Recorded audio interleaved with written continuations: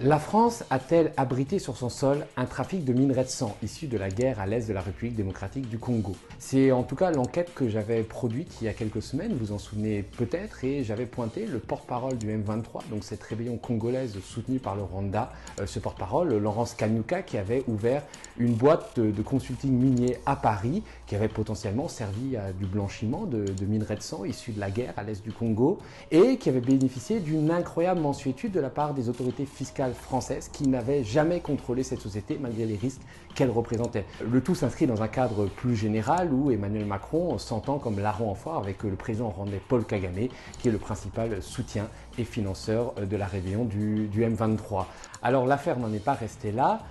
et preuve finalement que nos enquêtes sont d'intérêt public, le scandale a enflé et il y a un député français de la gauche, de la France Insoumise, qui s'appelle Carlos Martins Bilongo, qui s'est exprimé publiquement à l'Assemblée nationale française en reprenant, en se basant sur mon enquête, et qui a demandé des comptes aux autorités françaises sur le sujet. Sur le volet français, il y a une entreprise qui est détenue à Paris, qui a son siège dans le 8e arrondissement, qui est détenue par un des porte-parole du M23. Nous avons eu l'information grâce à un très bel article de Off Investigation, un article complet, une enquête très précise, où nous pouvons constater qu'un des porte-parole du M23 détient une entreprise de négociation de minerais stratégiques à Paris. Depuis 2017, n'a pas déposé bilan. Le journaliste Off Investigation a pris l'initiative de contacter la DGFiP, Tracfin, également, pour voir comment une entreprise peut continuer à prospérer dans le carré parisien, le plus gros carré parisien, ça veut dire le 8e arrondissement, le 7e arrondissement, le premier arrondissement, parce que le siège social a chaque fois changé de position géographique dans Paris, mais toujours dans les beaux quartiers, sans avoir déposé ses liasses fiscales. Il n'a pas répondu à ses obligations, mais n'a jamais été contrôlé. Il faut savoir que